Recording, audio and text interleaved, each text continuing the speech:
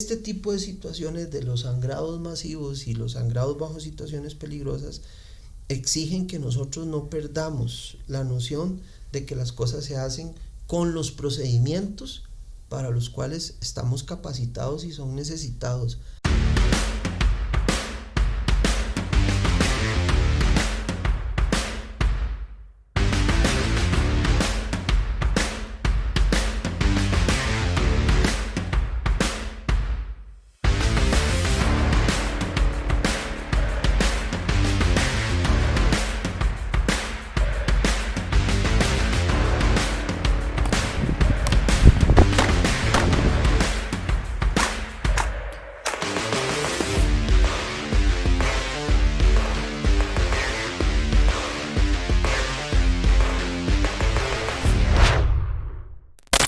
Saludos señores, ¿cómo están? Saludos. ¿Cómo está? ¿Cómo le va? Bien, gracias a Dios. Bueno, hoy vamos a estar abordando el tema de control de sangrados. Parte de uno de los temas que veníamos de verdad de hace tiempo queriendo presentar en el podcast. Y estoy seguro que con el invitado hoy lo vamos a desarrollar y le vamos a sacar bastante provecho. Don Eric, don Esteban, ¿cómo estamos? Muy buen día a todos, siempre un gusto saludarles. Y hoy es un temazo importante para todas las personas que portan armas de fuego, que nos siguen día a día, pero también en general para cualquier persona. El tema que hoy vamos a abordar le puede salvar la vida a una persona y a nosotros mismos inclusive.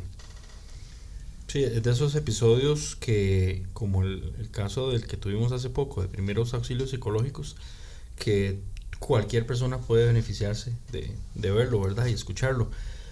Porque sí hay muchas veces más cuando hablamos dentro del gremio del tema de primeros auxilios, el tema de torniquete, control de sangrado. Bueno, hoy no vamos a hablar de primeros auxilios, pero vamos a hablar de control de sangrados, torniquete, todo eso.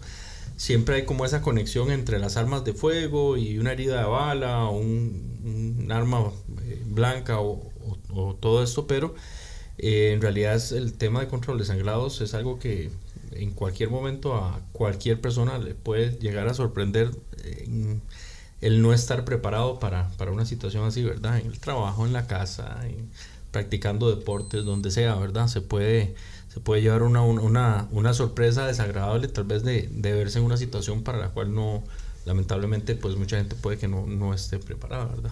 Y sí. Qué bueno, perdón Eduardo, aprovechar la oportunidad para desmentir algunos mitos y aclararlos. Y desde ya, antes de presentar al invitado, hace poco vimos un video donde hubo un accidente de motocicleta, la persona está sangrando y la gente con una faja, ¿verdad? Estaba ejerciendo como esa presión para bloquear. Entonces vimos comentarios de que la faja sí se puede usar, otros que no se puede usar, etcétera, etcétera. Y es que creo que en la sensación de la gente en general, como un conocimiento general, está la necesidad de que hay que apretar para que deje de salir el sangrado. Pero la pregunta del millón es cómo se hace correctamente. Claro, sí, es un tema con muchas nebulosas, ¿verdad? Con algunos criterios fundamentados, otros tal vez no tanto, y obviamente para eso trajimos un especialista que hoy nos va a estar dando acompañamiento ahí en el tema. Muchos casos aquí en el país creo que debería ser uno de los temas que se debería poner desde las escuelas, ¿verdad? Por lo menos comenzar a hablarle a los niños obligado de la necesidad de interesarse, ¿verdad? Ahorita vamos a hablar con Jimmy, ya lo vamos a presentar, también de esa parte, ¿verdad? La parte pedagógica y demás, cómo estamos nosotros como país. Pero sin duda, todos los días pasan situaciones en carretera en los que tal vez como sociedad no somos tan conscientes de esa necesidad, de que hay gente que lamentablemente, incluso hay vidas que se están perdiendo en casos en los que se podía hacer algo. Entonces, para no quitarle más el tiempo, Jimmy, bueno, bienvenido. Bueno, muy amable, en realidad me siento muy agradecido y me siento muy honrado que ustedes me hayan invitado. La trayectoria que vi que ustedes tienen pues es importante, y aprovechar este medio para dar un poquito de educación, compartir un poquito de experiencias es vital, porque sí, salva vidas definitivamente. Y bueno, nada, en lo que pueda aportar desde esta perspectiva, pues aquí estamos a la orden. Jimmy, contanos un poquito de vos. Bueno, tengo que decir Signo de pregunta. En números romanos. En números romanos. Qué mal que empezamos, don Eduardo, qué mal. Bueno, nada, no, su servidor es tecnólogo en emergencias médicas, ¿sí? Trabajo desde hace 18 años en la Universidad de Costa Rica. Aparte de ejercer la carrera como tecnólogo, pues también trabajo en la parte docente en varias instancias y dando y comunicando un poquito la parte de medicina prehospitalaria, que es vital, que no es solamente para personal capacitado universitario, no, todos podemos ejercer algo, una primera intervención de la medicina prehospitalaria para salvar vidas. Entonces es algo que me apasiona muchísimo. Y hoy va a ser una experiencia muy bonita porque es ejercer un poquito esa docencia, pero en otra área, en otro marco, en otra experiencia con ustedes. Entonces yo espero que sea de mucho valor para ustedes, para los que nos ven, para los que nos escuchan, para poder compartir un poquito todo eso. Excelente. Jimmy, yo me quiero aprovechar ahí, robarme un poquito para iniciar con una consulta. Vos hablas de esa parte de la importancia de que muchas personas aprendan y que de verdad este tipo de temas deberían masificarse. Ya a nivel de programas, ¿verdad?, estatales y demás, está demostrado que entre más gente sepa este tipo de cosas, pues mayor beneficio trae a la sociedad. Entonces, ¿cómo consideras vos que estamos nosotros ahorita en esa parte? O sea, si está esa apertura, si es un tema, hablando en general, ¿verdad?, en la parte prehospitalaria, que haya esa apertura y que haya ese tipo de campañas acá en el país. Me encanta esa pregunta, me parece muy acertada y le voy a decir por qué. Este es un tema que hay que empezar por cambiar la cultura. Es lo primero que hay que hacer. Uno se topa cuando la gente ve sangre, que es el tema que nos compete, sangrados, la gente se inhibe montones, pero no es un tema cultural, es un tema fisiológico. Inmediatamente cuando las personas ven sangre, todo lo que es el sistema hipotalámico de defensa y demás se activa. Entonces vamos a encontrar algunas respuestas interesantes, como cuáles. Alguien ve sangre, se petrifica, y en una escena donde hay una persona sangrando no nos sirve. La persona, si no se petrifica, se pone en un estado de crisis, de ansiedad, donde no puede tomar decisiones y tampoco nos sirve porque hay que ayudar a esa persona. Después estamos la persona que en su condición de activación de estrés fisiológico se va corriendo, huye de la situación, se va huyendo de la situación y tampoco nos sirve. Entonces hay que empezar un proceso de cambio de cultura donde la gente se capacite aprendiendo técnicas desde el punto de vista no solo simulación, sino de simulacro, para que aprendan a manejar esas emociones cuando ven sangre. ¿Me estoy explicando bien? Sí, claro. Entonces, se hizo un estudio hace muchos años en la Universidad de San Francisco y agarraron 1 litro de sangre y lo pusieron en un salón con 40 personas, todas del área de la salud, entre paramédicos, médicos y enfermeras. Era sangre real. Era sangre real. 1 litro exacto. Y los iban pasando uno por uno. Y le decían, ¿cuánta sangre ve usted ahí? Y todo el mundo sobreestimó de 1.500 a 2.000 cc de sangre. O sea, de 1,5 litros a 2 litros de sangre. Entonces, definitivamente traemos inmerso el tema de cuánto nos impresiona a pesar de la experiencia de trabajar en esto. Entonces la gente que no tiene la oportunidad de vivir esto, entonces necesita capacitarse todavía aún más para poder enfrentar estas situaciones. Por tanto, volviendo a su pregunta, tenemos mucho que aportar. Desgraciadamente, hace unos años, si no ustedes me corrigen, ¿hace cuánto se hablaba de sangrados? en un podcast, en internet, en un video. ¿Cuándo? La sociedad se ha vuelto tan violenta, los mecanismos de lesión son tan violentos que exige inclusive ahora nuevas técnicas de abordar en contextos más, claro, más de riesgo, más de complejidad inclusive. Antes las técnicas de control de sangrados, que podemos hablar más adelante, ya no se usan en su mayoría, son diferentes, digamos, se han modificado porque las lesiones han cambiado. Entonces hay mucho que hacer y tenemos poblaciones muy definidas donde deberíamos empezar, y usted bien lo dijo, Eduardito, la escuela. Empecemos por la escuela, empecemos por el colegio, empecemos en todas las áreas donde se pueda brindar una capacitación básica para un control de sangrado masivo. Por ejemplo, ¿saben cuántos fueron las muertes en el 2024 según reporta el OIJ por arma de fuego?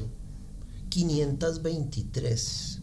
El 70% fueron de arma de fuego y el 24% de arma blanca. Si usted revisa las estadísticas del INEC, también, que es un poquito más amplio en el espectro de lesiones, habla de 3.217 muertes.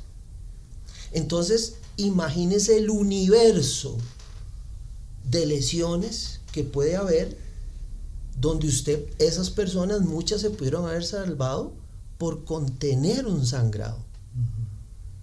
Entonces es mucho lo que se puede prevenir, porque una muerte por sangrado es algo que se puede prevenir. Entonces, para el que va manejando en este momento, para el que está escuchando en este momento, ojalá se quede, para que no solamente concientice, sino que sea uno más y pueda ayudarnos en este proceso de compartir y de aprendizaje para que se pueda salvar una vida. Un último aporte, ¿verdad? Perdón que lo interrumpa. Hace unos años atendí un caso interesante y triste a la vez. Nos llaman para atender un señor que estaba cambiando una lámina de zinc del techo. Como todos en algún momento tal vez nos ha tocado subir a un techo. Bueno, yo no tanto, ¿verdad? yo ahí sí le quedo mal, pero hemos visto a alguien. Hemos sostenido la escalera. Esa sí me gusta más. Entonces, se viene una ráfaga de viento, desplaza la lata y le corta una de las arterias de la extremidad inferior a nivel de tobillo del paciente. Del papá. Cuando nosotros llegamos a la escena, imagínense usted lo dantesco es ver donde goteaba la sangre desde el techo, porque nadie podía subirse, a nadie se le ocurrió subirse. El señor del estrés de ver esa sangre tampoco bajó, y bueno, no terminó bien el tema, ¿verdad? El señor terminó falleciendo, y uno es donde uno dice y hace ese clic, eso se pudo haber prevenido. Wow. Eso se pudo haber manejado. Cuando hablamos de trauma, cuando hablamos de sangrados, tenemos lo que se conoce como el prevento, el evento y el posevento del trauma. En este momento estamos en la fase de prevento. Estamos hablando de prevención, estamos hablando de cómo preparar a la comunidad a la cual ustedes transmiten y comparten. Y es muy importante para que a la hora del evento las cosas cambien, ¿verdad? Ahora sí, disculpe. No, era sobre esa misma línea. Yo lo que iba a comentar es que yo tengo entendido que de hecho el tema de los sangrados hemorrágicos es la primer causa de muerte prevenible a nivel mundial, tengo entendido. Evitable. Que se puede prevenir que la persona muera si se hubiera logrado abordar con un control de sangrados. O sea, es la primer causa de muerte de algo que se puede evitar, o que se pudo haber evitado la muerte de esa persona a nivel mundial. Entonces no es poco, ¿verdad? Imagínese que, como decíamos ahora, que todo mundo conozca de esto. O sea, a nivel macro, ¿cuánto disminuiría por distintas razones la muerte de las personas, verdad? Si tomamos en cuenta esa estadística. Y es que puede pasar en algo, el mismo ejemplo que pone Jimmy, algo tan sencillo donde nadie... Hasta caminando. Donde nadie se lo espera. Que se caiga. Donde nadie se lo espera. Yo, bueno, el día que tuvimos la oportunidad de ir allá a la escuela... con una de las charlas de tirador activo, yo en un momento que tuve la oportunidad de comentarles a ellos, les metí un poquito la semillita del tema de control de sangrados, y yo les decía, ve, aquí los chicos juegan en esta cancha aquí todos los días. En cualquier momento uno de estos niños tropieza, pega con un filo que nadie haya visto nunca, y ahí está el filo, una varilla o algo. ¿Quién sabe cómo abordar ese sangrado? ¿Quién sabe cómo controlar o cómo identificar si hay que hacer algo, si hay que aplicar un torniquete o nada más y eran, que pueden haber ahí unos 20 docentes y nadie sabía. Y cuando Eduardo nos decía cuánto dura una persona, digamos, con vida mientras le va saliendo, es increíble, ¿verdad? Qué rápido puede una persona entrar en inconsciencia y después eventualmente el paro cardíaco, ¿verdad? Que es al final lo que eventualmente sucede. Sí, Jimmy, tal vez nos hablas un poquito en realidad entonces ese concepto, o sea, a nivel fisiológico, ¿qué es lo que pasa cuando una persona entonces comienza a perder sangre? Por lo que sea, por las razones, una bala, una cortadura, una caída, un atropello. Bueno, de hecho, perdón, ahí haciendo énfasis a eso que dice Eric, aquí hubo un caso que en YouTube está publicado por la Policía Municipal de Escazú, que se hizo muy viral porque fue un señor adulto mayor el cual se le reventó una varice y comenzó a sangrar mucho. Y la hija no sabía qué hacer, y ya el señor estaba... que lo abordan en la sala de la casa. Sí, de hecho, ahí la respuesta de la Policía Municipal de Escazú fue llegar a colocarle un torniquete. Y entonces, bueno, eso habla mucho de la importancia y que no todo tiene que ser asociado al trauma. O sea, existen, incluso comentarnos entonces un poco si existen esas razones por las cuales una persona que se supone no debería puede sangrar, y qué le representa el riesgo a esa persona. Claro, podemos irnos inclusive tal vez un poquito más atrás, que es una hemorragia. ¿A qué le suena a usted la palabra hemorragia? De una pérdida importante de sangre por alguna vía principal sanguínea, arterial, diría yo. Hemorragia, digamos, una cortadura normal y donde empieza a salir sangre no es hemorragia, tiene que ser cierta cantidad. Entiéndase hemorragia, la pérdida continua de sangre por la ruptura de un vaso. ¿Sí? Entiéndase Sea vaso, poco, vena sea o sea arteria. Ahora sí, empecemos a clasificar. ¿Se acuerda, Eduardito, en el curso? ¿Sí? Empecemos a clasificar. Empiecen a apuntar ahí. Sí, entonces, Eduardito, a ver, y ahorita le pregunto a usted. Démosle, maestro, démosle. Entonces empecemos a hablar. Bueno, lo que me equivoco igual lo editamos, entonces. Sí. ¿Todo bien? No, eso no. Entonces, cuando estamos hablando de un sangrado leve, entonces todo sangrado leve que se clasifica como sangrado tipo 1 es un sangrado que normalmente va entre 500 y 750 cc de sangre. Entonces imagínese una botella de Coca-Cola. ¿Y eso va en algún periodo de tiempo, un lapso de tiempo o no? Como usted lo puede perder en poquitos, de a poquito tiempo, de gotita en gotita, como lo puede perder rápidamente. ¿Sí? Entonces, hasta ahí, hasta esa cantidad de sangre, para una persona adulta promedio de unos 70, 80 kilos, que va a tener aproximadamente 5 litros de sangre. Entonces, ante ese sangrado, esa persona, su cuerpo lo va a compensar. Si es lo que nos sacan de sangre cuando vamos a donar sangre, ¿sí? El cuerpo tiende a compensarlo. Después vamos a hablar del sangrado clase 2. Cuando hablamos del sangrado clase 2, ya estamos hablando de un sangrado que normalmente va de 700 a 1500. Entonces a 1560. Entonces imagínense una botella de máximo de litro y medio de la bebida que usted quiera, para no hacer publicidad. ¿Sí? Pero ya el cuerpo entonces ya va a empezar a manifestar signos de inestabilidad.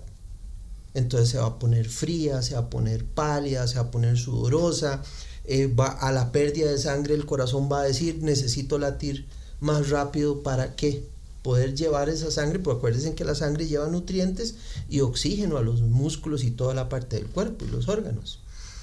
Bajo ese entendido, el cuerpo busca compensar. Después estamos hablando del sangrado clase 3.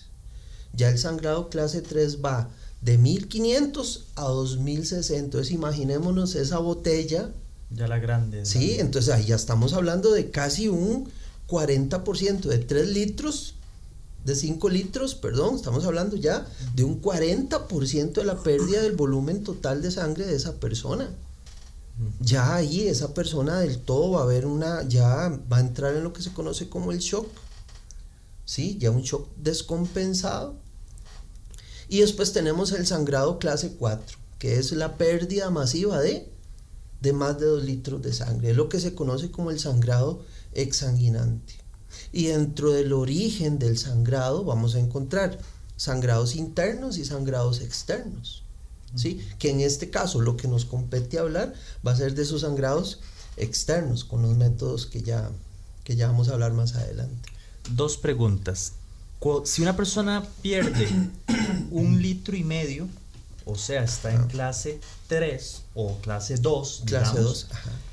¿podría morir? Si el sangrado no se controla, sí, Pero porque va a migrar. se le tapa o se le controla el sangrado, pero ya perdió ese 1,5 litros. Ya perdió ese 1,5 litros. Vamos a ver, hay un concepto muy bonito que cambió, que dice que cada gota es vida.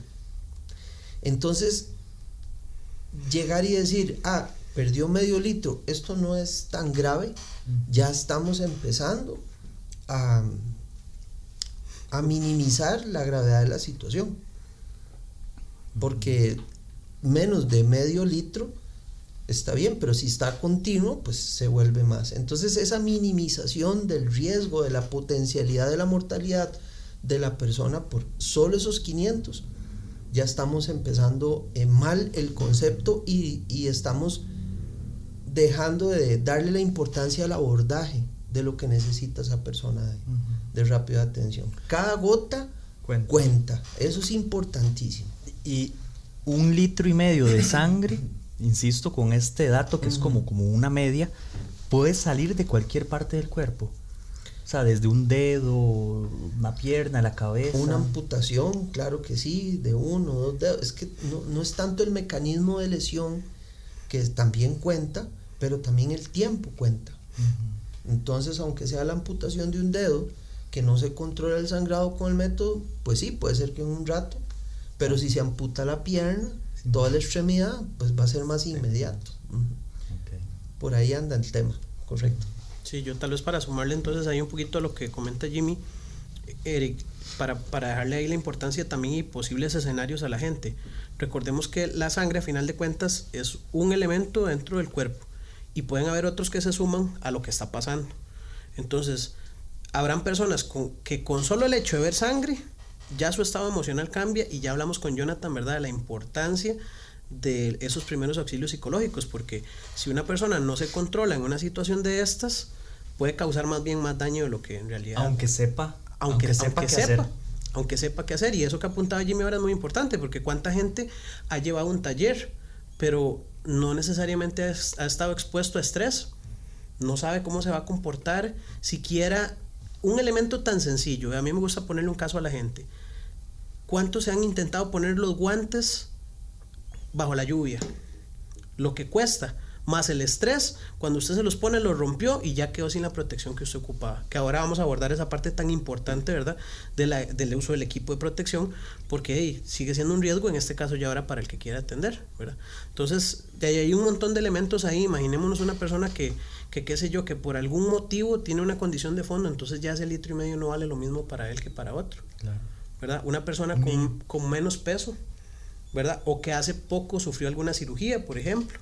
Las mujeres que tienen pérdida, ¿verdad?, de sangre de manera natural, y todos esos elementos, como dice Jimmy, cuenta. Alguien que acaba de ir a donar, ¿verdad? Todos esos a final de cuentas son factores. Entonces, para que la gente, de verdad, ahorita estamos intentando dimensionar es la importancia de estos temas, que ojalá sean cada vez más normalizados y más llevados a ¿cómo se llama?, espacios donde de verdad sean de provecho y aprendizaje.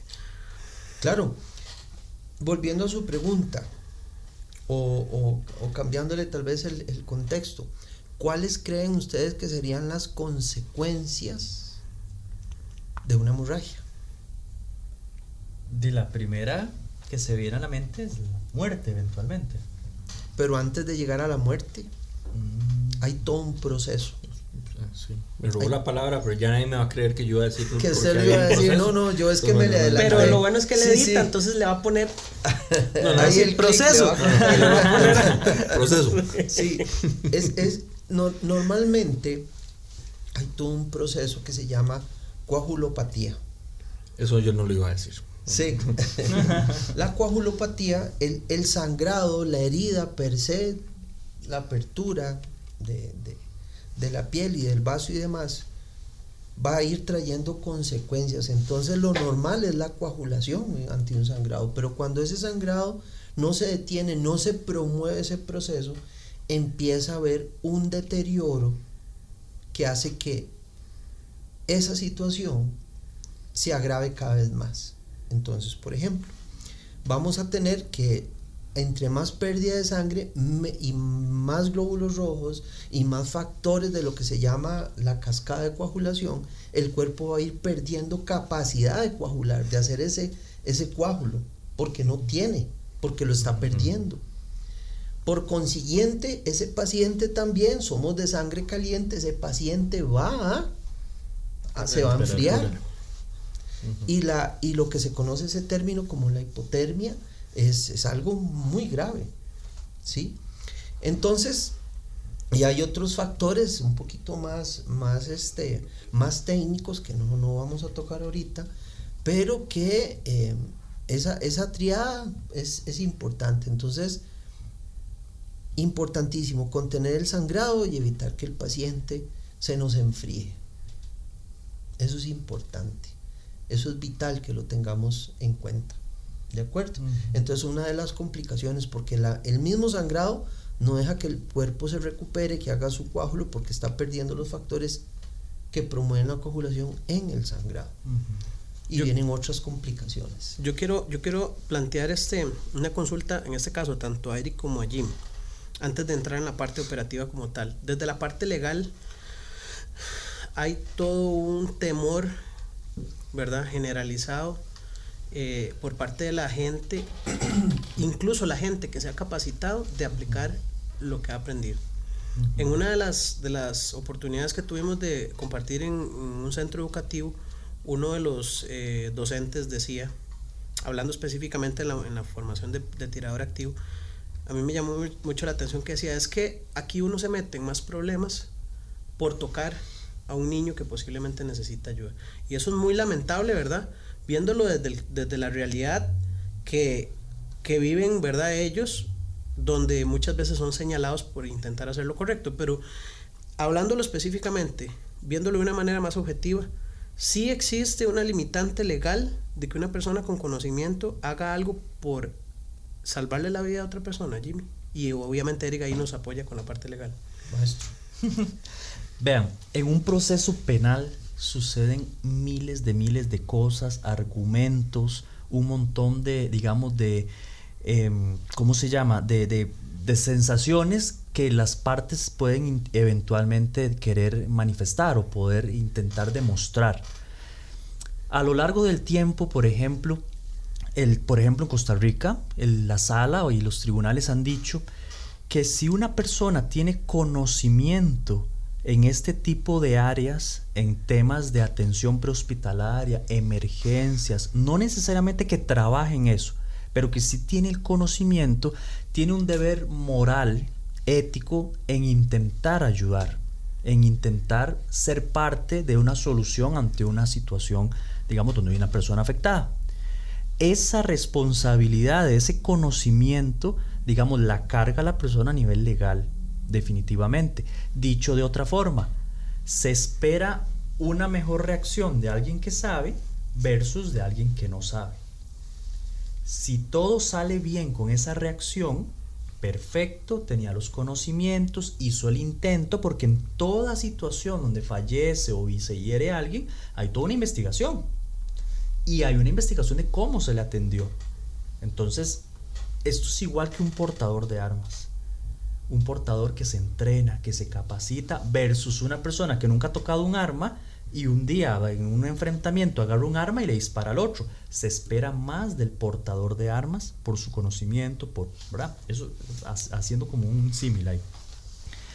En relación a tocar o atender a una persona, la premisa en Costa Rica es que la vida está por encima de un montón de derechos, libertades, restricciones, etcétera, etcétera. Y se valora mucho la intención, la voluntad de la persona en querer ayudar. Entonces, si hay una voluntad real, donde hay testigos, donde se ve, se nota que de verdad quiere ayudar, podría, digamos, favorecerle en un eventual mal resultado en el escenario, en lo que, o sea, por ejemplo, que la persona muera y se intentó ayudar, etcétera. Eso se valora. Pero si más que intentar, se nota que más bien quería perjudicar o que no sabía lo que estaba haciendo, etcétera, etcétera, eso también de alguna forma se valora. O sea, hay muchas cosas muy abstractas que se pueden analizar. ¿Cuál es la recomendación en general? En general, hacer una introspección cada uno y ver hasta dónde puede llegar, desde un punto de vista operativo y desde un punto de vista también legal. Si yo nunca en la vida, eso es como el mae que se tira al río a salvar a un chiquito y no sabe nadar. Entonces es ese análisis de ver hasta dónde puedo llegar de acuerdo a mis conocimientos, porque sepa que detrás de eso hay un tema legal también de fondo. Una responsabilidad. Imagínese una persona que se está ahogando y llega y de alguna forma ya tal vez se está intentando recuperar y llega otra persona que no tiene conocimiento, que no tiene esa habilidad y más bien termina ahogándola. Entonces todo eso eventualmente se puede valorar en un juicio. Y hay de todo, ha pasado de todo en Costa Rica. Sí. ¿Verdad? Hasta gente que ha querido ayudar de buena voluntad, etcétera, y más bien técnicamente ya en una autopsia, ya con expertos, se ha demostrado que más bien esa persona hizo lo que le falta, lo poquito que le faltaba para morir, lo hizo por una mala aplicación. Y también gente que no sabía nada y eventualmente hicieron lo que creían que sabían y ayudaron de verdad. Le echaron café en la herida, Jimmy. Le echaron tierra, decían. Sí, de este tema en particular se puede hablar muchísimo. Muchísimo. Creo que la jurisprudencia en ese aspecto creo que es bastante. Lo que yo he podido resumir, lo que le puedo resumir en mi experiencia es, yo creo que se penaliza más por lo que no hagamos que por lo que querramos hacer por la vida. No solo en el contexto humano, sino como dice acá el licenciado, es un tema constitucional, es un derecho constitucional y todos los esfuerzos que hagamos en ese contexto pues son importantes. Ahora, dentro del marco legal de nosotros, los que trabajamos en esto, hay algo que se llama la inmunidad, pero la inmunidad viene condicionada a que si vamos a hacer una maniobra y la persona fallece y somos demandados, vivimos en un país libre y todos tenemos cualquiera el derecho de ser demandados, pero si se demuestra que actuamos bajo el estándar de cuidados del cual a nuestro perfil de capacitación, con la buena intención y realizando la técnica que en ese momento esté basada en evidencia médica, no en ocurrencia, que eso es importantísimo, porque no es lo mismo llegar en este momento, por ejemplo, con el conocimiento de su servidor o inclusive usted, Eduardo, si hay que poner un torniquete, pero lo que se quita es la faja y pone la faja sabiendo que no, la faja no va a dar el resultado porque los estudios evidencian que no, entonces que no funciona. Entonces ahí ya hay otros conceptos legales que sí podrían ponernos en compromiso. Entonces es importante en este caso trabajar y no salirnos de ese marco del estándar de cuidados, de lo que la capacitación nos permite, porque también, como dice el licenciado perdón, como dice el licenciado, hay muchos casos que por la buena intención terminan dañando al paciente, causando lesiones permanentes o la muerte. Y le voy a poner un caso, si me permiten compartirles una experiencia. Hace unos años vamos a atender una riña a un X bar, ¿verdad? Yo sé que ustedes no van a ningún bar, entonces no tienen cara de ser muchachos tiene de bar, cara de- ¿verdad? ¿quién tiene Ninguno, cara? ninguno. Entonces, nosotros que llegamos a la escena, inmediatamente escuchamos 2 detonaciones. Pero nosotros ya estábamos en el bar porque en ese momento lo que nos dijeron fue: venimos a ver una riña, a atender a un muchacho que estaba golpeado producto de la agresión de un amigo. No estaba Fuerza Pública todavía. No estaba Fuerza Pública todavía. Estaba la seguridad del bar conteniendo la situación porque era una riña. Ya nosotros estamos, y ya en su momento la escena estaba totalmente segura. En ese momento estábamos en un lugar aparte y demás, y el paciente y todo. Lo estamos atendiendo, el señor nos dice que no quiere ser trasladado. Inmediatamente nos firma la boletita de descargo, y cuando nos estamos retirando unos pasos para atrás, escuchamos las detonaciones. Y resultó ser el señor que estábamos atendiendo. La persona que lo había agredido se soltó de donde estaba, llegó y le disparó. Con suerte que estábamos ahí cerca, al señor lo contuvieron en el inmediato los otros oficiales de seguridad. Y nada, nosotros ahí, el tema está mantener la calma, no dejarse impresionar. Se le cae a uno todo lo que a uno le forman de asegurar la escena, porque ya el asunto, ya estamos ahí adentro.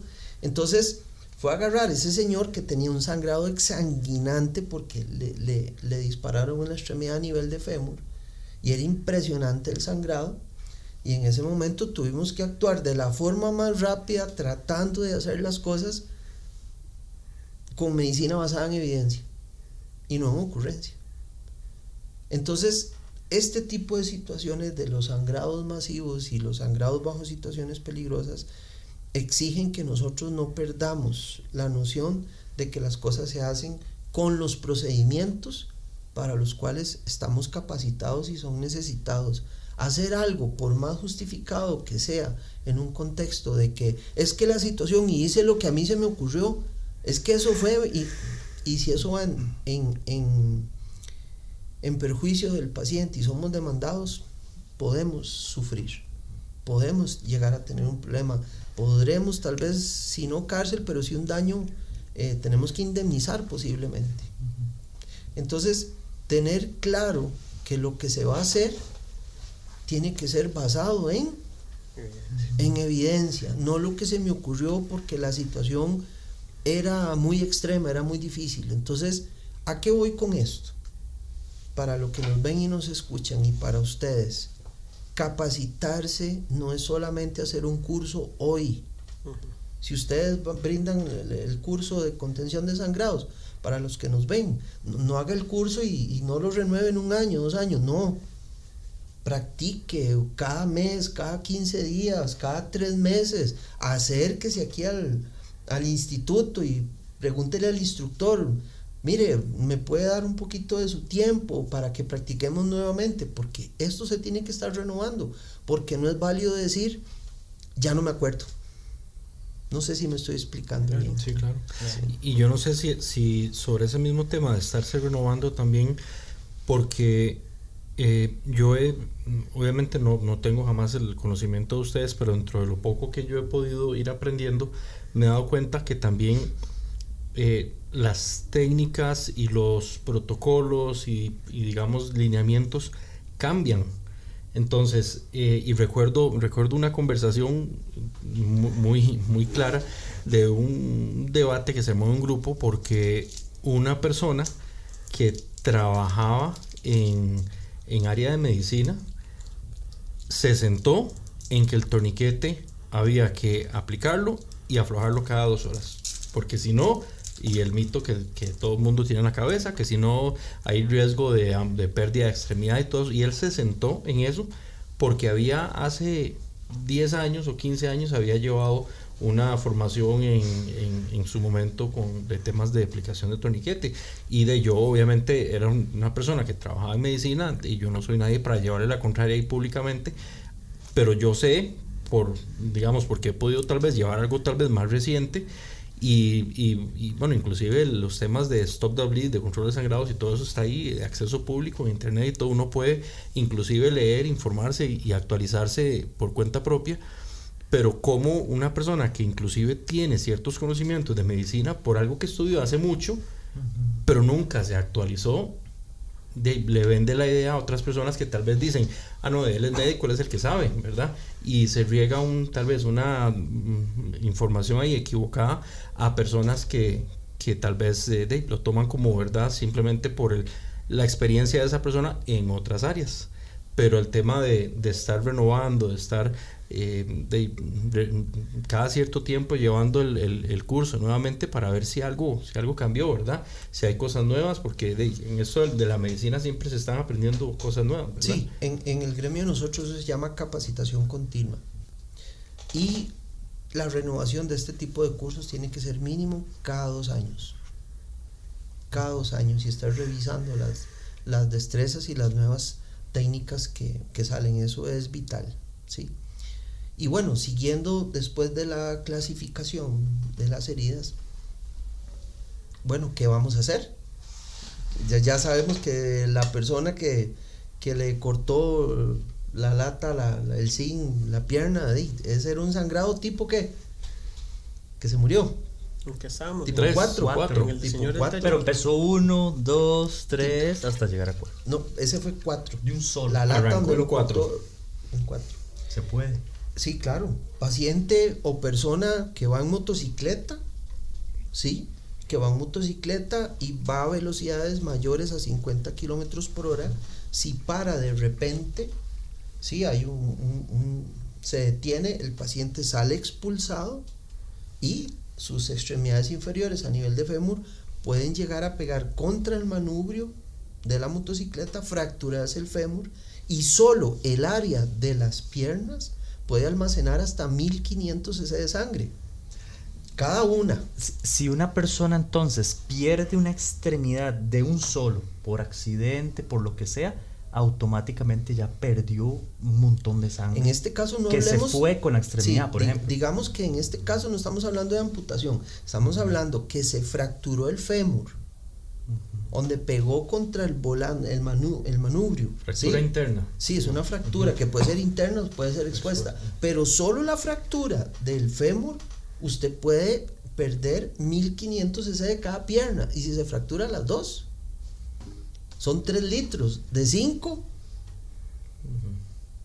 Entonces, en este caso, es importante no solo en cuenta la clasificación, sino también tener en cuenta cuánto se pierde de sangre por área. Entonces, como para compartirle a nuestros televidentes o oyentes, en este caso, ¿verdad? También. Podcasteros. Y para ustedes, podcasteros, muchas gracias, ese es el término. Para nuestros podcasteros, ¿cuánto se puede perder de sangre por área? Por ejemplo, una fractura en este caso del brazo, una persona puede perder 700 cc, pero si se fractura las dos, se cayó o se precipitó de algún lado o fue víctima de una agresión y le fracturaron ambos brazos, entonces ya son 1500 lo que esa persona perdió de sangre en ambos brazos. Entonces pasó de un sangrado tipo 1 a tipo 3. Si la persona, un adulto mayor que pasa mucho por caídas, va cayendo y en el caso del adulto mayor primero se fractura y después se cae por una condición de osteoporosis, solo lo que es la pelvis puede almacenar perfectamente 2 litros de sangre o más. Entonces, entender el mecanismo de lesión, de qué fue lo que le pasó a esa persona, les puede permitir a usted que nos ve o nos escucha, entender la cantidad de sangre y la premura de cuánta ayuda necesita ese paciente rápido. Y no es solo ver la sangre salir. Exacto. También puede ser un sangrado interno. Puede ser interno, pero en este caso, lo que quiero darles a entender es que no es solo ver la sangre, o sea, hay que también aprender a identificar la escena donde usted está para ayudarle a esa persona. Lo primero, no se convierta en un paciente más. Eso es fundamental. Usted podrá tener muchas ganas de ayudar o necesita ayudar, pero si lo que lastimó a esa persona también me puede lastimar a mí, mejor yo no me meto a salvar a esa persona, porque ya no vamos a tener uno, vamos a tener dos, que es lo que usted ponía el ejemplo de la persona que se asfixia por inmersión en una poza. Yo no sé nadar, pero yo me tiro, entonces ya no hay dos fallecidos, no hay un fallecido, hay dos. Entonces, llegar a la escena, si podemos tener una visión, una clasificación, que para eso es la capacitación, llevar un curso de este tipo, que es muy importante. No solamente clasificar la posible lesión, ya sea interna o externa del paciente, qué tipo de sangrado tiene, sino las herramientas necesarias para decir, no, un momento, yo no voy a entrar a esta escena, yo voy a asegurarla primero, porque yo no quiero salir lesionado. A mí me están esperando en la casa. El que está en la escena herido y grave, pues ya está grave, pero nosotros no estamos graves en ese momento. Entonces, antes de hacer un acto heroico de una forma no calculada, no parametrizada, solo con buena intención no basta. O sea, la idea no es aumentar la cantidad de pacientes. Pero bueno, hablar de asegurar una escena de este tipo, pues ya es una capacitación que ya la persona está invitada a llevar, ¿verdad? En este caso. Diría Murillo, ¿cómo es? Eso es para otro episodio. Eso es para otro episodio. Entonces, una vez, ahora sí, ya identificamos el sangrado, ¿cómo sabemos si es un sangrado activo o es un sangrado exsanguinante? Entonces, ¿qué dice la literatura? La literatura dice, primero vamos a encontrar la ropa empapada. ¿Sí? Vamos a encontrar la ropa empapada. Vamos a encontrar lo que se conoce como el pozo, ¿verdad? Vamos a encontrar un charco de sangre ahí. Y al descubrir la herida, pues vamos a ver el sangrado activo, ¿sí? Entonces, y después que ya identificamos que hay un sangrado exsanguinante, bueno, ¿qué vamos a hacer? Bueno, vamos a escoger el método de control de sangrado. Eso es importante. Ahora, ¿cuáles variantes podemos tener a la hora de identificar un sangrado activo? Que eso es también muy importante, ¿sí? O un sangrado exsanguinante, muy importante. Le pongo un ejemplo. Imagínense ustedes manejan motocicleta. El hombre. Sí, bueno. Imagínense a alguien que anda con motocicleta a las 3 de la mañana, cuánta ropa no se pone por el frío, más si anda a alta velocidad, más el traje de protección, ¿cierto? Va a alta velocidad por la autopista, sufre una herida importante, exsanguinante, pero ustedes llegan a las 3 de la mañana, ¿ustedes creen que se puede ver esa sangre? ¿Ustedes creen que se pueda ver el charco de sangre? Ojalá haya caído a la calzada donde no está pavimentado, donde la sangre se absorbe, y trate usted de quitarle la ropa a ese paciente. ¿En qué momento usted? O sea, es muy difícil. Entonces, desarrollar la destreza de pensar cuál es el mecanismo de lesión posible de esa persona es muy importante, porque a veces no es como dice el libro, ¿verdad? Sangrado activo, pozo, y o pulsátil, o chorro, o la ropa empapada. No, trate usted de quitarle un motociclista, alguien que trabaja repartiendo pan, alguien que reparte periódicos, alguien que, sí, o que simplemente va para una X zona y tiene que pasar el Cerro de la Muerte, por poner un ejemplo. ¿Cuánta ropa no lleva puesta? Un policía también. Un oficial de seguridad. Y ojalá seguridad, con 5 personas encima diciéndole, no lo toque, no lo toque. Claro. O cuando sucede un evento aquí y la misma persona tal vez puede hasta trasladarse a otro lugar, y aquí está el charco, aquí es donde sucedió, pero aquí ya no sabemos. Cuando mueven a la víctima del lugar, claro. Entonces, a la hora de contener este tipo de sangrados, muchas veces no es visible. Entonces, se lo digo de una vez a la gente que va a llevar el curso con ustedes, cuando ustedes abran este tipo de capacitación, es importantísimo que sepa que no todo es como dice el libro. Tienen que estar atentos a ese tipo de situaciones que son extra libro, que son de la vida real y que nos cambian todo ese entorno. Las bolas en curva que llaman. Exactamente. Entonces, seguidamente, una vez que ya hemos ubicado el sangrado, bueno, vamos a determinar con cuál estrategia vamos a controlar el sangrado, y una de ellas va a ser la presión directa, pero no sin antes, y acá lo traje, pues ponernos nuestros guantes.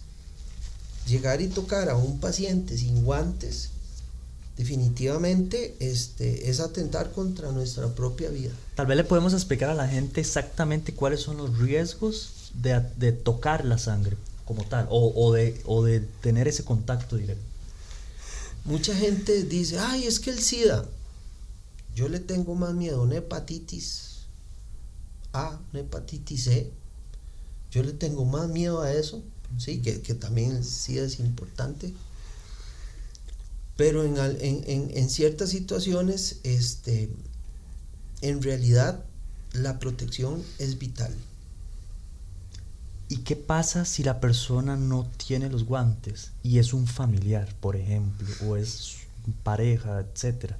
O sea, volvemos a la parte psicológica, ¿verdad? Qué importante, porque ¿qué haces? Usted acaba de tocar un tema tan sensible. La literatura lo que dice es esto: si usted confía en ese allegado y usted considera que ese allegado es de confianza y usted se va a exponer a eso, pero usted considera que es de confianza, ejemplo, un hijo, ¿sí? La pareja, ¿sí? La mamá, el papá, es un riesgo que usted corre. Pero en una persona que uno no conoce, es una persona que no es allegada a nosotros, que no conocemos su estilo de vida, llegar y abordar una persona de esa sin el equipo de protección personal, los guantes, las gafas, los Google, ¿sí? Es una lotería. Les puedo contar una anécdota de un expediente que yo tuve la oportunidad de revisar.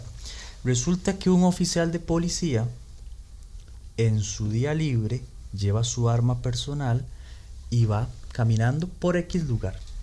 De repente lo quiere asaltar una persona con un cuchillo. No entremos en la discusión de pistola-cuchillo, pero el oficial en su arma personal decide defenderse. Perdón, pronto, ¿tú el drill cómo es? ¿Qué fecha? Sí. Ah, el curso, el curso. Viene fecha. Viene fecha. Y resulta que él, dentro del contexto de la situación, pero no, esto no es lo importante, él decide defenderse y dispararle al sujeto. Lo hiere en la pierna. El sujeto cae, está lamentándose, ¿verdad? Ya está, digamos, inhabilitado, por decir algo, porque se está lamentando mucho, le está doliendo mucho, está gritando, no puede levantarse. El oficial procede a llamar al 911 y le dicen que no hay unidades cerca. Esto era de noche, no había más personas, y el oficial se queda ahí a la par de él viéndolo, donde le va saliendo la sangre y le va saliendo la sangre y le va saliendo la sangre. Para no cansarlos con el cuento, muere desangrado y se le achaca al oficial no haber hecho nada para salvarlo, teniendo los conocimientos, porque después en la parte testimonial dijeron que él había recibido cursos de primeros auxilios, de atención hospitalaria, en el básico de seguridad, que había llevado otros cursos por aparte, etcétera. O sea, que él tenía el conocimiento, tal vez no las herramientas, pero tenía el conocimiento.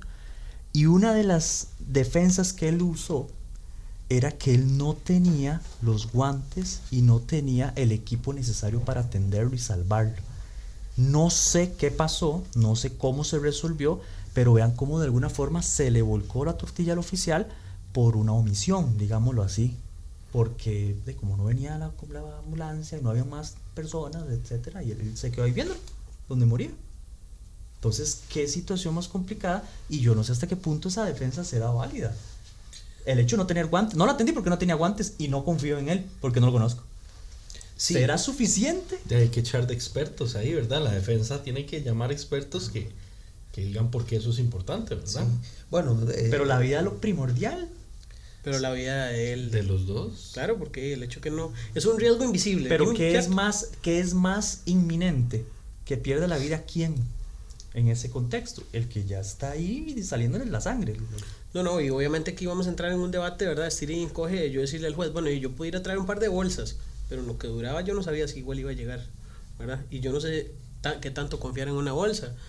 Me explico, o sea, es demasiado técnico para la visión Sí. de cuidar la vida que tiene el juez, de salvar a las personas y que no se mueran, que tiene el juez en todo Costa Rica. Bueno, no podemos No sabemos qué pasó. hablar del caso propiamente, bueno, faltan elementos de juicio ahí, pero vamos a ver, hay un deber de actuar. La persona certificada tiene un deber de actuar. Y dentro de su proceso de capacitación, del cual no solo se capacita, hay que documentar una evaluación que asegure que las destrezas enseñadas quedaron bien aprendidas. Y ahí es donde también es importante dónde aprende y con quién aprende este tipo de procedimientos. Porque la calidad de lo que se va a enseñar es vital. Entonces, para los que nos escuchan y ven, no es en cualquier lado donde puede aprender. Esto es un tema muy serio. Pero si usted está capacitado y usted está certificado, tiene un deber de actuar. Ya está informado. Entonces su deber es, se le enseña y se le dice, aquí están los guantes.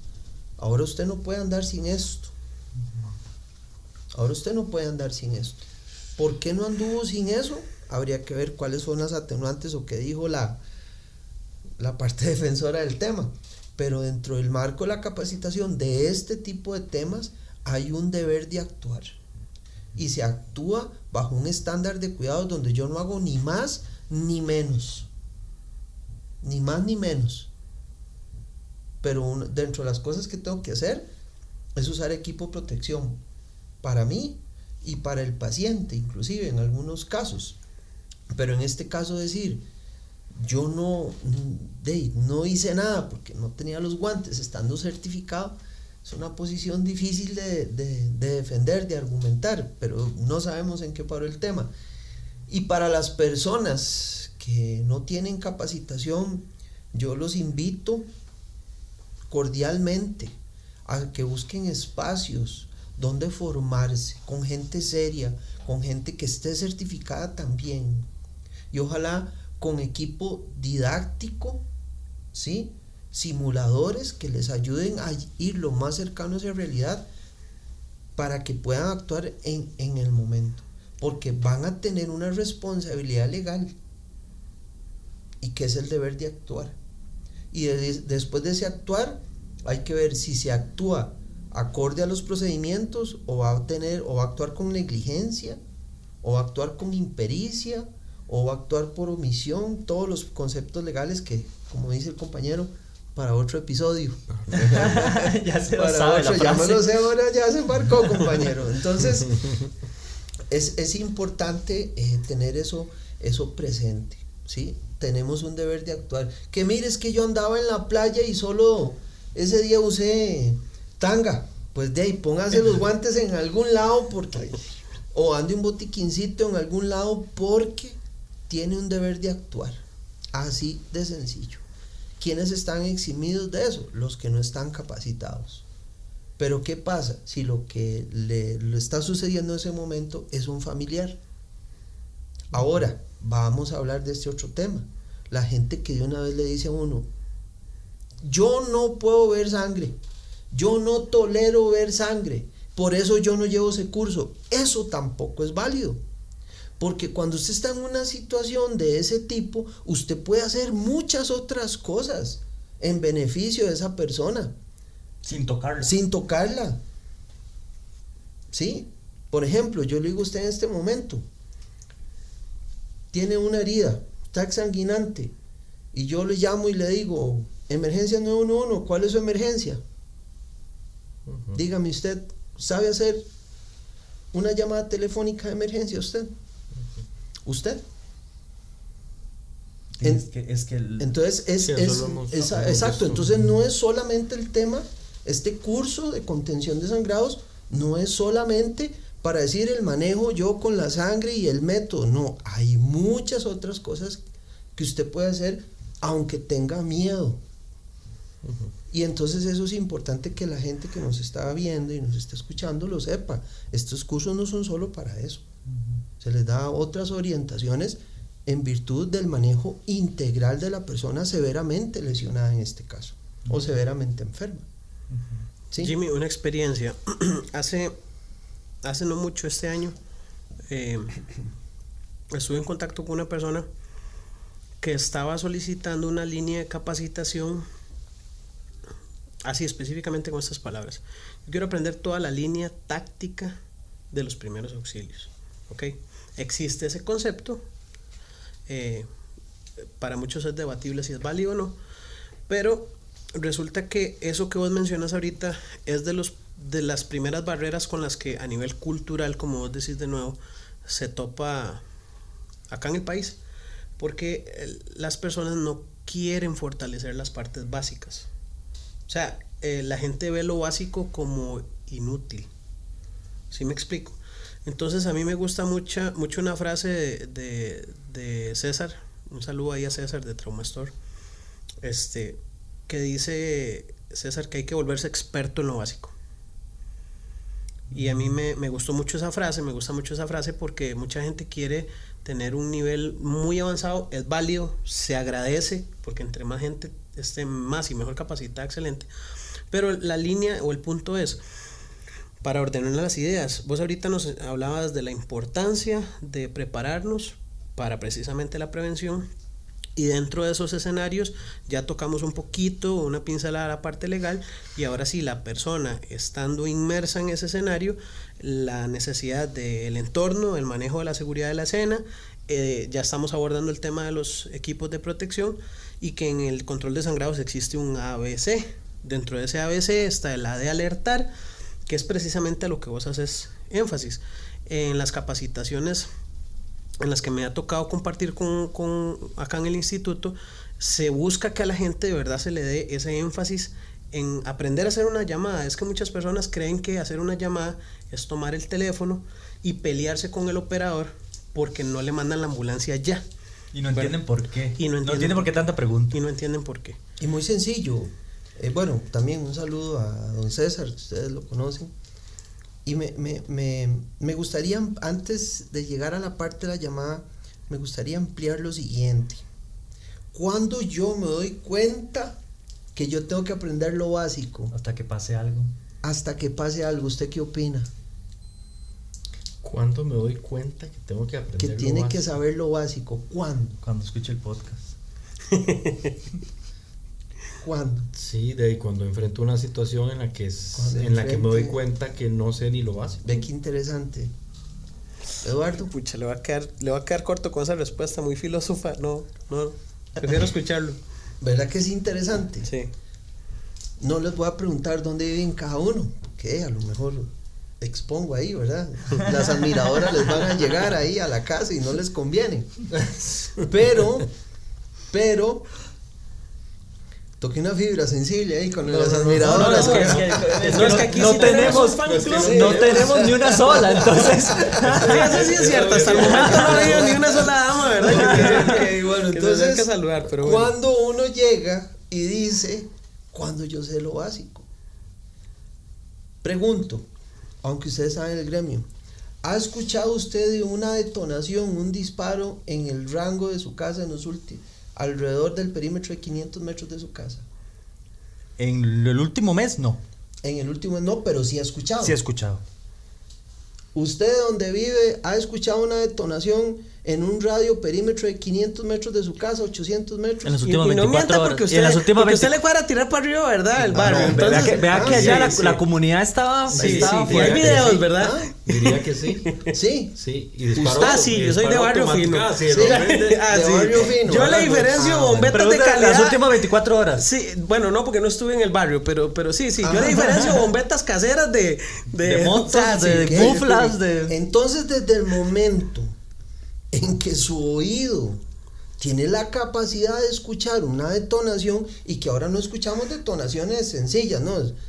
ya uno dice, yo no sé qué tipo de arma es, pero es automático. No quiero estar del otro lado del cañón, sí. No, Sí. y la frase, ahí mataron a alguien. Exacto, entonces Automáticamente, ¿verdad? Mañana me doy cuenta qué fue lo que pasó. exacto, entonces ahí usted dice, yo estoy expuesto, mi familia está expuesta. Y con solo ver las noticias.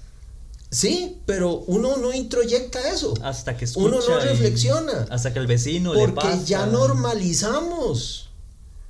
Ya normalizamos los balazos a 500 metros.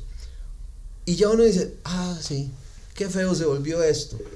Cuando usted lo escucha a 100 metros de su casa, usted dice, ya no puedo vivir aquí. Entonces, Entre más cerca, más grave. entre más cerca, más grave. Entonces, si usted ya cerca de su casa escucha algo así, ya usted tiene que estar preparado, porque ahora yo he tenido casos donde a mí me dicen, es que necesito que atienda a mi hija que está con una crisis de ansiedad. Entonces yo llego, me siento, la abordo y digo, ¿qué le pasó? Es que iba a traer el pan que mi mamá me mandó a traer. Y resulta que un sicario ajustició a otra persona. Y lo vio. Y lo vio estando a 100 metros de la panadería donde iba a traer el pancito. Entonces, ¿qué nos dice eso? Pero eso se normaliza ya. La violencia se normaliza. ¿Y desde dónde se normaliza la violencia? Es tan común llegar a casas ahora, yo solo digo por mi experiencia, es tan común llegar a casas y ver a niños con sus ¿cómo se llama esto? PlayStation y los con videojuegos. sus Game Boy y todo esto con videojuegos, donde se está matando gente, donde se están atropellando gente. La violencia se está normalizando desde la niñez y desde la adolescencia. Y nosotros estamos siendo parte de esa normalización. No hay una concientización de la gravedad de la situación. Entonces, cuando yo sé que me tengo que preparar, si ya usted escucha detonaciones a 200 metros de su casa, 300 metros de su casa, capacítese. Y eso solo hablando de disparos. Y estamos hablando de disparos. Pero es que cualquier segundo, exacto, como decía Esteban, hablemos de actos inseguros, de esa parte no hemos hablado. saquemos a los delitos. Dejemos esa de parte, lado. sí, hablemos de los actos inseguros. Me trepé a cambiar otra vez de necio con la lata de zinc, pero me trepé. ¿Cuál fue el factor que a mí me llamó la atención de esa escena? El señor se subió a cambiar la lata con chancletas, con sandalias. Empezando por ahí, ¿verdad? Sí, que en diciembre con nuestros vientos alisios. Actos inseguros. Voy a manejar algún tipo de arma blanca, voy a manejar objetos punzocortantes, voy a hacer algún tipo de juego con alguien, con un objeto, me puedo caer. O sea, las casas están llenas de situaciones que se propician para actos inseguros. Y si tienen niños, se duplica. Exactamente, se triplica, diría yo. Entonces, el tema está aquí, por lo menos a su servidor. Sí, no me interesa tanto la parte de la técnica, no, para eso son los cursos, para eso tienen que venir y capacitarse con ustedes. Porque no alcanza el tiempo para explicar toda la técnica, sino decirle, vea, concientice, por favor prepárese. La sociedad de hace 10 años, de hace 15 años, donde esto no se escuchaba, la violencia de ahora, los mecanismos de lesión, la alta velocidad, ya eso no existía. Ahora no solamente es más seguido, más fuerte, sino se ha normalizado, y eso tiene que cambiar. Y así como hay gente que se dedica a normalizar este tipo de situaciones, pues tenemos que haber otros como ustedes y su servidor, que tenemos que buscar que eso cambie. Jimmy, yo quiero ponerle un poquito de levadura a ese llamado de generar conciencia. Sabes que hay algo que a mí me preocupa mucho, que es que nosotros culturalmente estamos demasiado aferrados, por no decir acostumbrados, porque ya no es el término, demasiado aferrados a delegar la responsabilidad. O sea, aquí en este país se vive tan bien, gracias a Dios, que no queremos despertar en que estamos viviendo ya no solamente inicios de cambio, estamos ya viendo ya cambios muy, muy problemáticos y con consecuencias reales vividas todos los días. Entonces, ¿a qué voy? Por ejemplo, hay muchas personas que confían tanto en que si les pasa algo en el mismo hospital, no se van a morir, que delegan de que es que si yo sangro, el deber es Cruz Roja llegar a atenderme, que si yo me siento mal y ya estoy sentado en la banca del hospital, en el hospital me van a quitar todo. Sí me explico, llega el punto en el que tenemos esa falsa percepción de que incluso va a llegar una ambulancia a curarme. Hay gente que cree que las ambulancias son para curar, y eso es un tema cultural. Voy a mencionar hace poco una persona conocida, tenía años de no verla, estaba en su trabajo, comenzó a sentirse un poco mal, estaba en la zona de Guanacaste, fue a un centro médico, según entiendo un EVAIS, perfil de un EVAIS, y bueno, mientras lo tenían en la sala de espera, aparentemente había como mucha calor y todo, como que un abanico no encendía, es electricista, entonces les dijo que les podía ayudar, como que medio arregló el control y todo. Imagínense el punto que llegó, pero aparentemente tuvo una complicación que lo llevó a fallecer en el centro médico. ¿Qué fue lo que pasó y cómo pasó? No lo sé, pero es lamentable, ¿verdad?, que a veces queremos delegar tanto que no nos preocupamos ni siquiera en lo más básico. Eso es para mí uno de los agravantes que hay a lo que vos decís, de que en realidad si ya de por sí no nos queremos capacitar en lo básico, es porque muchas veces sobredelegamos eso, que no, que es que mi seguridad tiene que, para eso está la policía. O sea, eso es una utopía, es cierto, se supone que la seguridad debería darla al Estado, pero no es así. No hay un policía para cada persona, no hay un médico, no hay una camilla, no hay una ambulancia para cada casa en el barrio. Entonces yo dejo nada más eso ahí como ingrediente, ¿verdad?, para generar un poquito más el llamado de atención a la gente de que todos somos responsables de esto. Como dice la famosa frase, la salud es responsabilidad de cada uno. Básico, fundamental. En eso todos tenemos que preocuparnos por tomar las acciones necesarias para mantenernos saludables física, emocional y, ¿por qué no?, hasta espiritualmente. Claro que sí, tiene usted toda la razón. Jimmy, tal vez para dejarle un poquito ahí a la gente, bueno, mucho se habla del tema de la técnica, ¿verdad? Podríamos mencionar el uso del torniquete, vendaje compresivo, presión directa, ¿verdad? Y el empaquetamiento, siempre utilizando equipos de protección, ¿verdad? Pero también hay gente que, bueno, ya tal vez ha llevado ese tipo de capacitaciones y quiere ver un poco más. A nivel civil, ¿qué tanto es el alcance dentro de ese estándar de cuidados que una persona podría aspirar a llevar sin necesariamente dedicarse al área de la salud? Hay un curso que se llama Stop the Bleed, que viene dirigido para personal civil, casualmente. Y ahí explica ampliamente todas las técnicas. Bueno, entonces una de ellas, hablar muy por encima, porque yo lo que no quiero es que la persona diga, bueno, yo voy a hacer lo que escuché en un podcast. Porque a veces uno llega a atender pacientes y le dicen a uno, es que yo busqué en Google, En chat GPT, sí, y yo tengo esto. Entonces esa desinformación, y en lo personal yo considero que no tenemos que ser agentes de desinformación, porque la técnica es importante, pero hay que verla en un contexto más formal, en un ambiente más adecuado, que yo creo que eso es importante. Pero como mención, como dice usted, sí, pero que quede claro que lo ideal es capacitarse. Claro, vaya. ¿Sí?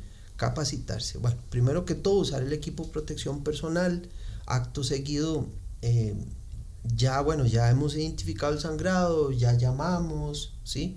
Ya dijimos cuál es nuestra emergencia, vemos si el paciente está en qué condición está, entonces vamos a proceder a lo que se conoce como la presión directa, ¿sí? Esa es como la primera línea.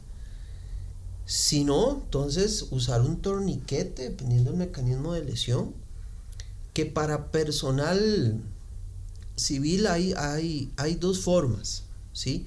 Una dice que de donde está la amputación, donde está la herida, 4 dedos hacia arriba y demás. Y está la vertiente táctica que dice alto y arriba. Y apretado. ¿Sí? En opinión de su servidor, que bien dice el dicho y que quede claro, porque lo estoy haciendo claro, no hay nada más sesgado que la opinión de un experto. ¿Sí? Porque para eso están los estudios, no las opiniones. Para eso está la evidencia. Hay que tener mucho cuidado con eso. Entonces yo no quiero caer en ese error y decir la opinión del experto, no, ¿sí? Si usted llega como civil y ve un sangrado exsanguinante y tiene un torniquete, que la persona tenga la capacidad, sin capacitación, solo porque el vecino tiene torniquete, o mi hijo, o vi un video, o alguien me prestó un torniquete, póngase a medir, ¿sí? 5 centímetros, 4 centímetros de donde está sangrando la herida. Eso es, mientras piensa, mientras mide, si es que lo mide, la persona se desangró, porque un sangrado exsanguinante una persona se puede morir, puede perder la mitad de los 5 litros en 30 segundos. Ahí en los videos de los cursos se ve, bueno, usted lo pudo ver, Eduardo. Entonces hay que actuar muy rápido. Entonces la persona tiene que capacitarse para llegar y decir, ok, ¿qué voy a escoger? ¿4 centímetros o me voy alto y arriba? ¿Me estoy explicando bien? Sí, claro. ¿Sí? Posteriormente entender que el torniquete, que hay muchos tipos de torniquete, entonces hay que familiarizarse con el equipo. Hay mucho producto en el mercado, creo que ya ustedes lo tocaron con el podcast anteriores sobre ese tema. Hay torniquetes más fáciles que el otro, ¿sí? Yo considero que hay que ajustarse a lo que hay en el mercado, porque hay muchos tipos. Ajustarse a lo que hay en el mercado, eso es muy importante, y a la calidad de lo que hay en el mercado. ¿Por qué lo digo? Porque usted puede mandar a traer torniquetes de afuera que cuestan 3.500 colones, y en realidad no son torniquetes certificados que dan garantía de la calidad.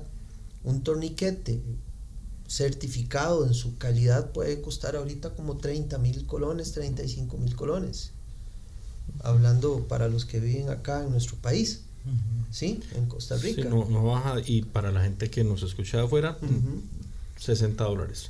En realidad yo diría que no baja de $50, porque sí, yo, al menos los de César, los AMXT andan 25.000, 28.000 colones, digamos, $50 para arriba. Le voy a tener que reclamar, don César, por ese precio. Bueno, no sé si ya lo subió. No sé si ya lo subió, pero bueno. Eso fue hace poco que...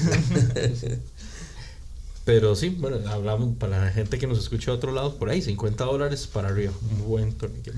Sí. No, en este caso, usar equipo certificado con proveedores serios es lo ideal. Entonces, no usar cualquier tipo de equipo. Eso es fundamental, porque a la hora de usarlo, la vida, ¿verdad? Que es la que está. Exacto. Entonces, se aplica el torniquete.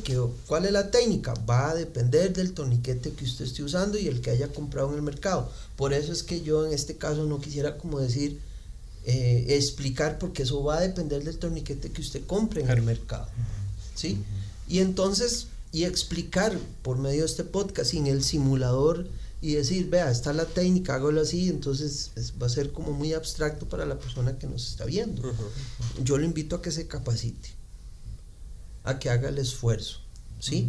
Y que actúe con medicina basada en evidencia y no en ocurrencia. Esa sería mi recomendación, que podemos mostrar más o menos. Usted creo que trajo uno por ahí. Sí, ahorita vamos a mostrar un poquito del igual equipo. Si quisiéramos hacer, bueno, no sé si porque sí, yo creo que da para, igual voy a sonar otra vez para otro episodio, extendernos para hablar del torniquete, porque solo el torniquete. Hay muchos mitos que la gente sigue repitiendo y mucha gente sigue creyéndose en cuanto al uso del torniquete, que nos da para una conversación completa y hablar de diferentes. Podemos traernos un día varios tipos de torniquetes para que la gente vea diferentes tipos, como a veces se muestran en los talleres de control. Bueno, siempre se muestran diferentes tipos de torniquetes, y de la aplicación no es la misma de este versus el otro. Entonces yo creo que eso nos da para toda una conversación también, porque el tema del torniquete es tan rico, ¿verdad? Da para tanto,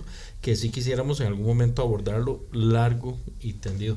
Igual, como dice Jimmy, no queremos que crean que por ver el episodio de torniquetes, ya sé cómo hacer con el torniquete, ya con eso me quedo. Compro uno No es esa la idea, y no vamos a engañarlos en ese sentido, porque el énfasis siempre va a ser el mismo. Tienen que capacitarse, que eso es otro tema interesante, ¿verdad? Porque la gente a veces, cuando uno le dice a la gente capacítese, lo que piensa es en plata, ¿verdad? Plata, bueno, sí, pero ¿cuánto me va a costar eso?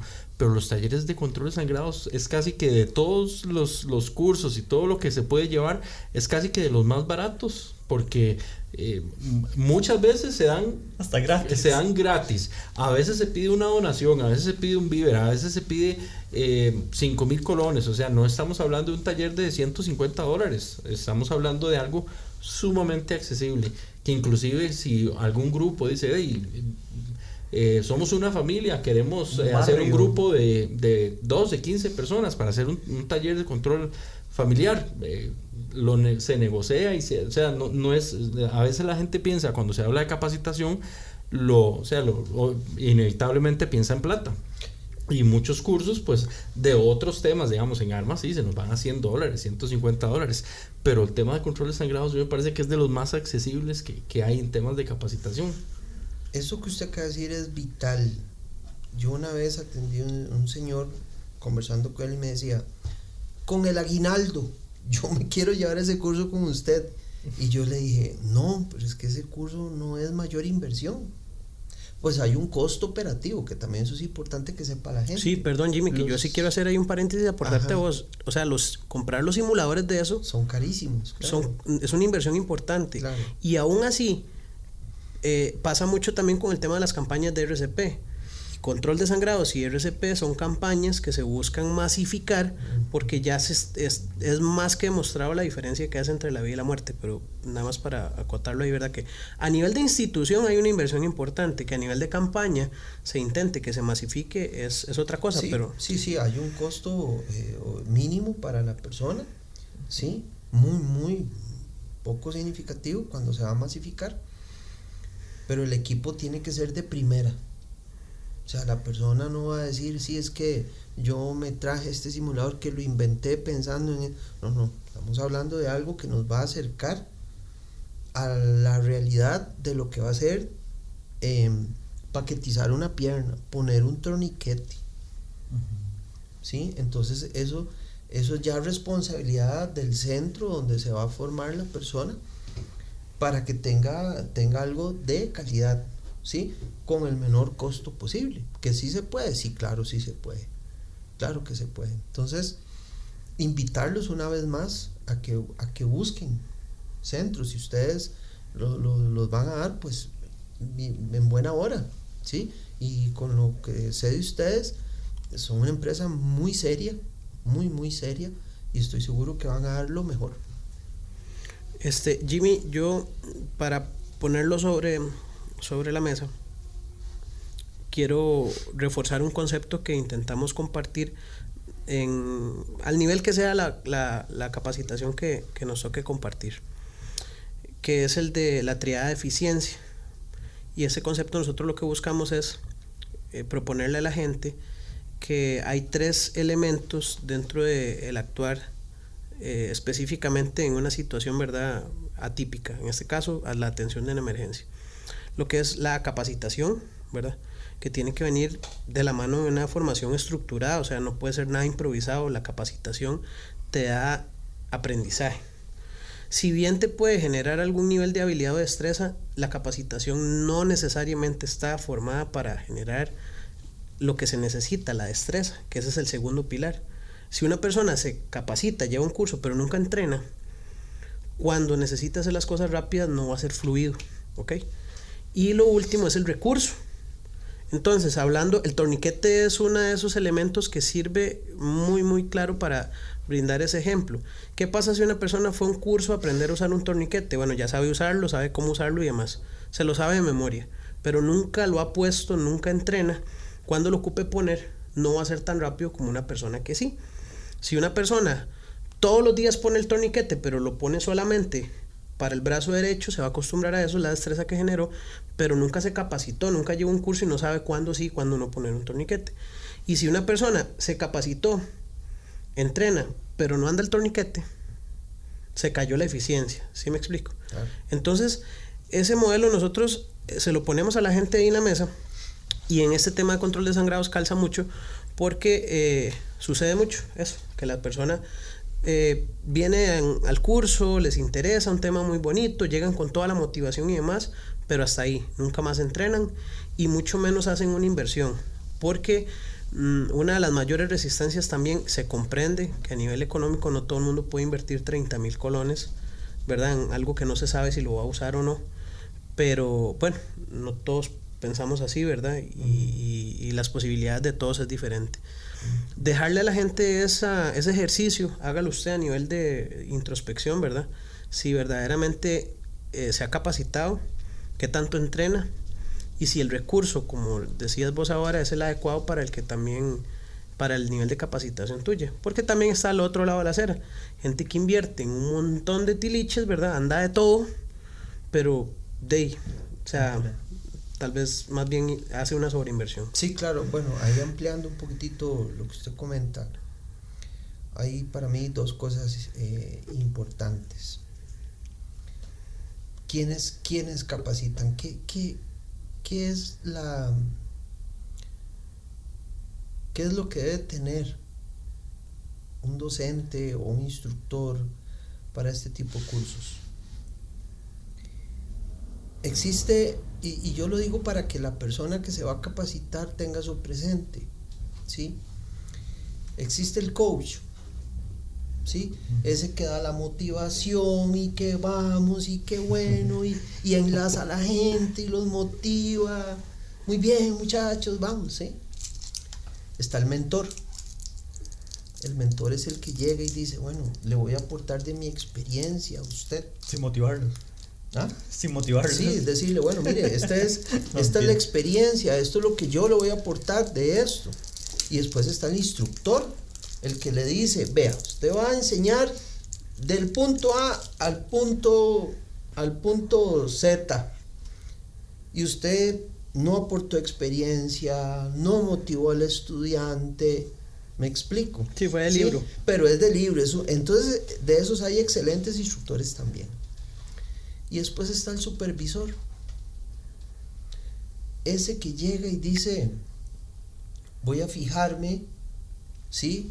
Si Eduardo es mentor, si Eduardo es coach y si es buen instructor. Este tema de la enseñanza, del control de sangrados, requiere personal que tenga todas esas destrezas. No es cualquiera el que se va a parar a enseñarle a alguien algo. Tiene que tener esos tres componentes. Y yo les digo esto no solo porque ustedes también dan capacitaciones y que se autorrevisen. ¿Qué tipo de formador soy yo? Claro. Yo soy mentor, pero no enseño bien porque yo motivo y le digo vamos, ¿verdad? Yo soy, coach o soy mentor. Comparto y sé mucho, pero no sé compartir.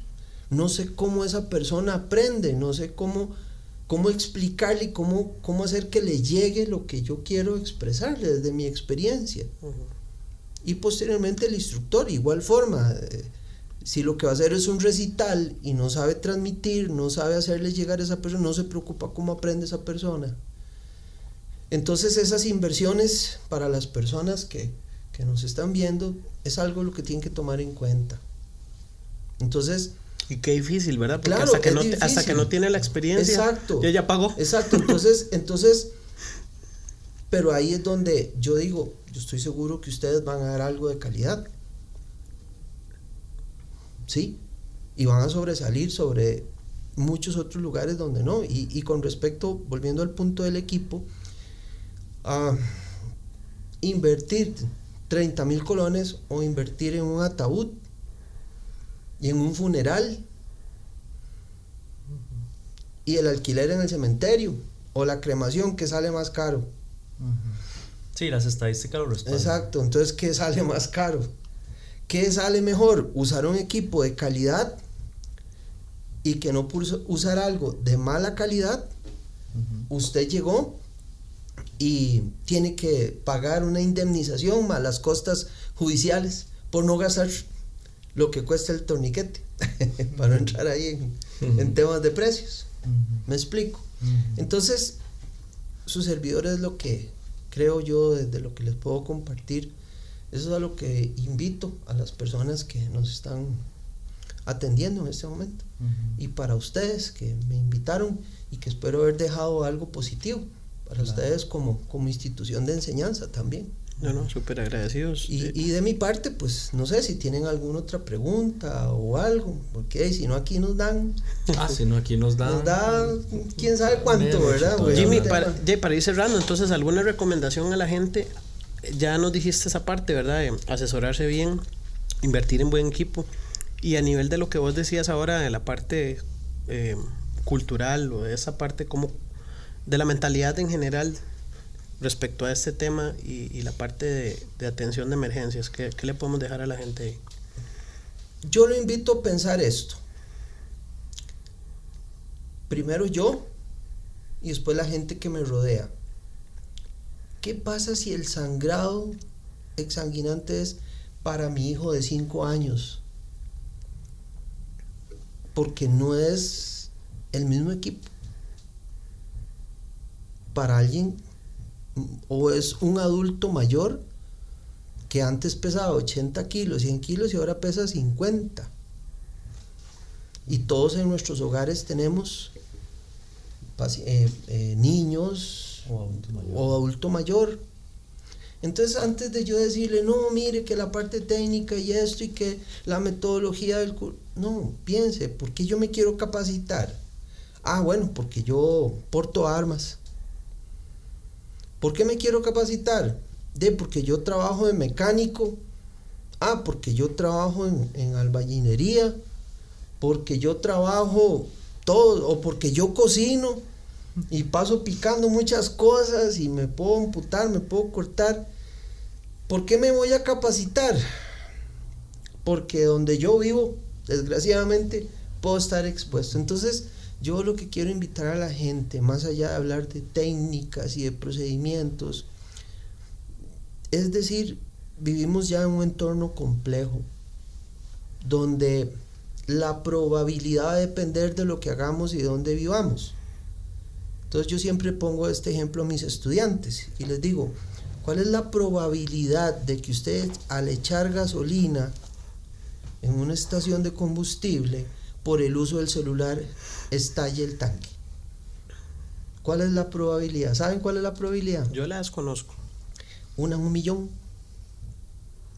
Pero cuando esa vaina explote, el daño y la mortalidad va a ser muy alta. Aprender este tipo de capacitación puede ser que nunca lo tenga que usar, puede ser, pero si le llega a pasar, la probabilidad de que lo que vaya a enfrentar sea mortal, potencialmente mortal, va a ser altísima.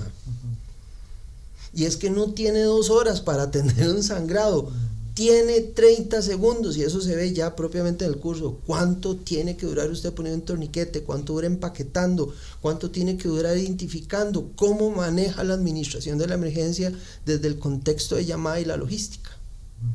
Es mucho lo que hay que aprender.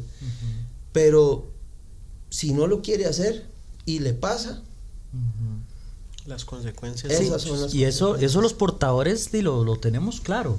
Exacto. ¿Verdad? Y llevándolo a un contexto del arma de fuego, la capacitación, lo que implica estudiar, estar manteniendo el arma, todo para ese uno, tal vez no en 1,000,000, ¿verdad? Porque estamos más expuestos, pero sabemos que todo el esfuerzo es necesario para tal vez una vez en la vida que se va a necesitar y tal vez nunca, pero hay un riesgo y vale la pena hacer lo que sea con tal de estar listos en ese momento. Porque no puede ser para otros, puede ser para mí mismo. Que eso lo aprende en el curso, cómo ponerme un torniquete yo solo. Todo eso se ve.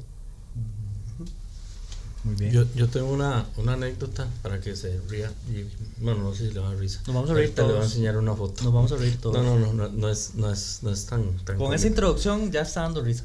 Que no es cómica. Ah, ok. Tengo un buen amigo que tiene una finca, una propiedad muy grande. Resulta que un día manda una foto en un grupo de WhatsApp donde contamos varios portadores, muy alterado porque no sabía qué hacer, porque resulta que estaban en la propiedad, estaban macheteando, estaban haciendo unos trabajos y resulta que a uno de los trabajadores se le fue el machete en la bota y le realizó un corte, digamos, y este es el empeine, aquí, arribita, en el puro centro del empeine. Manda la foto al grupo para que alguien le diga qué hacer, ¿verdad? Obviamente por teléfono y por WhatsApp es muy difícil, ¿verdad?, hacer una valoración de algo así, pero con solo verla uno dice, pues eso es un rasponcillo, no hay un sangrado, no hay nada, pero bueno, el señor estaba alteradísimo porque estaban adentro en la propiedad y de ahí a que lograran buscar atención, ¿verdad? Al ratito, bueno, ya varias personas le dijo que no estaba tan grave y que nada más que lo monitoreara, que lo controlara, y al ratito apareció y mandó una foto. Y manda una foto de una pata así encima del asiento del carro con una faja en el tobillo y una venda en el empeine. Y dice, aquí está, ya le hice un torniquete en el tobillo. Y lo han molestado, pero es algo que, y yo a la fecha lo molesto todavía, yo a veces, y no sé si va a escuchar este episodio. ¿Puedo tirarle? Tírale, sí. Suelte al pobre No. ya le digo el nombre. Por eso yo pregunté. No, pero es que él sabe, porque él sabe que yo lo aprecio, pero yo le tiro porque lo tenés así, con eso y con el magazine. Y con el arroz con leche. Y con el arroz con leche. Pues ya, eso es otra anécdota de otro día. Pero lo que me llama la atención es que, bueno, ya yo lo molesto, lo veo como algo jocoso y algo vacilón.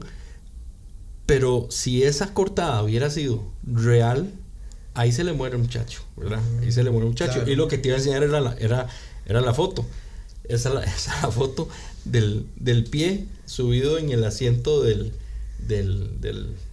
acompañante, creo, del conductor. Un saludo, Frank. Un saludo al estimadísimo Frank. No sé si va a ver el episodio. Yo le voy a decir que en este episodio hablé de él para no escondérmele. Pero, y es curioso porque yo después le dije, Frank, es que con una faja, como usted mencionaba al principio, que es otra de las cosas que mucha gente cree, no, yo no puedo torniquete, con una faja aprieto. Frank, con una faja no se hace un torniquete. Es que así lo hacíamos porque él tuvo servicio él estuvo en una escuela militar y estuvo en reserva policial, y él insiste que así hacían los torniquetes con fajas. Entonces, inclusive eso, digamos, enseñanzas viejas que la gente trae, cómo pueden engañar a una persona a creer que en realidad sí se puede resolver. Y en este caso ya es algo que, por lo menos, o sea, eso fue hace como unos 2 años, y no hay semana que yo no lo vacile con el tema de la bendita faja, ¿verdad? Y hasta le hice un sticker, y acá cuando aparece alguien hablando de torniquete se lo mando, porque ya lo vemos, o sea, ya es algo vacilón. Pero qué tan grave pudo haber sido en ese momento tratar de resolver eso con una faja en el tobillo, si hubiera sido una cortada real, ¿verdad? Porque, y como dices vos, actos riesgosos como estar volando machete en una propiedad adentro, donde si pasa algo, ¿quién resuelve, verdad? Jimmy, pero no es mejor por lo menos una faja a no tener nada. Vamos a ver. Es que este es un tema de curso. Pero es que Esteban le gusta hacer la polémica. No, pero está bien. Pero es que, vamos a ver. El torniquete pasó a ser un dispositivo que se usaba solo en situaciones bélicas tácticas. Uh-huh. ¿Cuándo pasó a ser parte de la sociedad civil? Cuando las lesiones de alta energía por arma de fuego llegaron a la sociedad civil. Uh-huh. Entonces,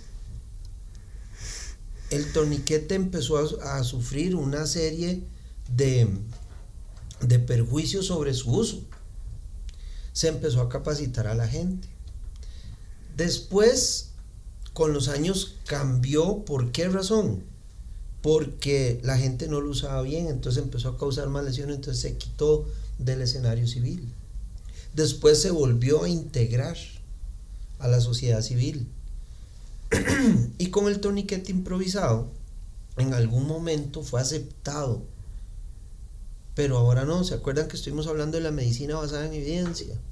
Ahora hay una técnica, ¿sí?, que se usa como torniquete improvisado, pero hace una salvedad enorme donde le dice: primero use un torniquete certificado, si no, utilice esta técnica que se enseña en la capacitación de cómo se hace un torniquete improvisado, pero es una técnica que se estudió, que hay documentación de cómo es esa técnica y cuál es la forma correcta de hacerlo. Y en la capacitación se habla no de poner un torniquete, sino poner 2 torniquetes también. Entonces hay mucho que hablar, ¿sí? Entonces es invitar al caballero, ¿sí? A que lleve la capacitación y se le enseña en medicina basada en evidencia cómo se usa esa nueva técnica que garantiza la detención de un sangrado exsanguinante.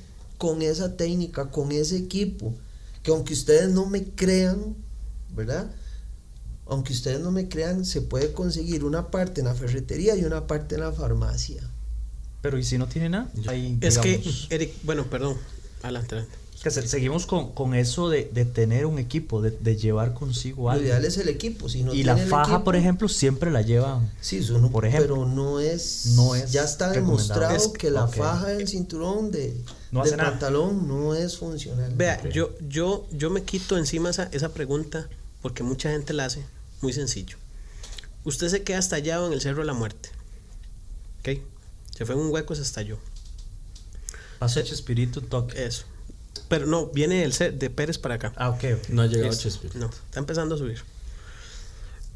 Usted sabe que esa llanta, si usted le echa aire, llega a la bomba y a la reparación, a la llantera. Usted comienza a echarle aire con la boca a esa llanta. No tengo otra opción. No. ¿Por qué no? Porque es muy difícil, porque no va a lograr nada, ¿cierto? Que no la va a llegar a inflar nunca. No logra nada. Pudiendo hacer cosas que sí funcionan. Entonces, en el tema del uso de la faja, pasa algo, que la gente está perdiendo tiempo habiendo otras técnicas que no son dependientes necesariamente del torniquete. Ni de un equipo. No, digamos, sí tienes que tener algo. Por ejemplo, Stop the Bleed habla del uso de alguna prenda, ¿verdad? Del uso de alguna prenda. Entonces, si usted hace presión directa, por lo menos con una prenda, estás haciendo algo más eficiente, basado en evidencia, que un torniquete improvisado. Y todo el mundo anda rojo. Y listo. Entonces ahí ya le queda un tip, por ejemplo, a la gente, ¿verdad? El problema es ese, desperdiciar tiempo, que a final de cuentas la gente, en este caso el paciente lo necesita, es ese tiempo haciendo algo que podría ser más eficiente. Entre una faja y hacer presión directa con la mano o con una prenda, gana más. Entonces la faja es algo que ya está demostrado que no funciona. Ahora, y dejando un poquito de misterio para la gente que todavía no está convencida de llevar el curso. ¿Qué hace si la persona tiene una herida en el cuello? Torniquete. No se puede, ¿Qué hacemos? faja en el cuello, faja en el cuello. hacemos? pero usted dice la suegra, ¿cómo es? Usted lo No, dijo no, ahora, no me metan problemas. No me metan problemas. Esta parte se edita definitivamente. La salvada es que el que edita tiene control de cómo se desarrolla todo. Okay. Entonces, ¿qué hacemos con esos lugares donde no llega la faja? Uh-huh. ¿Qué hacemos? En cuello. Me imaginé a Fran poniendo la ¿Sí? faja en el cuello. ¿Qué hacemos? Entonces ahí quedan cordialmente invitados. Sí. No por un tema comercial, que quede claro. Es que si va a aprender, aprenda bien. No, Jimmy, hay un artículo que habla precisamente, que tiene un título que hace referencia al torniquete de oportunidad. Uh-huh. Y es que ahí es donde yo sí quiero también dejarle a la gente un aspecto importante de lo que menciona Eric. Cuando se habla de un torniquete de improvisación, la gente se imagina siendo MacGyver. Entonces, se imagina que en un accidente de tránsito en Avenida Segunda van a voltear a ver y van a encontrar el molinete, ¿verdad? y la cinta o la faja que necesitan para improvisar un torniquete, que es muy diferente a un torniquete de oportunidad en donde usted necesariamente porta un material alternativo para aplicarlo en este caso. Entonces, definitivamente quitar esa mentalidad de la gente de que es que sí se va a encontrar una ramita y un pañuelo en donde nunca porta nada. Eso no va a pasar. Esa es la parte que tal vez, más allá de si se logra o no se logra con un torniquete comercial, que sería el término correcto para ese equipo, si lo porta o no lo porta, hay cosas que hacer, hay cosas que hacer. Lo que no puede hacer es ponerse a improvisar en un escenario en donde está la vida de una persona en riesgo. Yo sería lo que apuntaría. Me corrige, Master. No, maestro, totalmente de acuerdo con lo que usted menciona. Estamos entonces para ir cerrando, don Eric. Yo quiero insistir, y ya cansa, pero si usted es un portador de armas o simple y sencillamente es un ser humano, entienda que en cualquier momento de su vida, en cualquier lugar, en cualquier contexto, puede existir la posibilidad de que haya un sangrado, por todas las razones que ya hemos comentado. Y pregúntese a sí mismo, o sea, ahí desde su carro, desde el escritorio, sabe cómo detener ese sangrado, realmente cómo hacerlo bien, porque Eduardo lo mencionaba, y aquí la labor de los bomberos, de la Cruz Roja, etcétera, es buena, pero hay un tiempo de llegada, o sea, y muchas veces ese tiempo de llegada puede ser 20 minutos, y ya lo dijo Jimmy, hay personas que pueden perder esas cantidades de sangre e ir grado por grado, críticamente hablando, en muy poquito tiempo. Y saber que con solo asistir a una capacitación, tener el equipo adecuado y constantemente estar repasando, entrenando, capacitándose, le puede salvar la vida a usted, o usted mismo puede salvar la vida de otra persona. ¿Puedo agregarle algo ahí? Dele. Ya para cerrar, porque estamos cerrando y sin nada que cerramos. Estamos cerrando hace media hora. La persona que tiene que detonar un arma hacia otro ser humano tiene que saber cuál es la potencialidad de daño del disparo que va a hacer. Y es importante porque, como dijo usted ahora, lo hirió, pero tiene que ayudarle después, si fuese el caso. Y saber qué tipo de daño se está causando para saber qué hacer, eso es importante. Se llama física del trauma en balística. Bueno, usted sabe más de eso que yo. Entonces es importante, pero para otro episodio diría. Eso es como cuando, ¿verdad? Con las charlas de gas pimienta, del uso del gas pimienta, es también de pronto importante que conozcan un poquito de qué es el efecto que provoca el gas. Totalmente. Sí, por ahí me buena iba a ir cuña. yo con el... Mira qué casualidad. Qué casualidad. Va a haber un taller de gas pimienta también. Yo me iba a ir por ahí también, sí, porque bueno, tal vez, y recordando el episodio con Jonathan del tema de primeros auxilios, que al final mencionábamos que muchas veces la gente cree que estas son cosas que se le dejan a los entre comillas profesionales, ¿verdad? De atención, a los de primera respuesta, pero como lo hablamos igual en el caso de primeros auxilios psicológicos, el tema de control de sangrados es algo que cualquiera puede aprender cómo hacer ese abordaje principal, ¿verdad?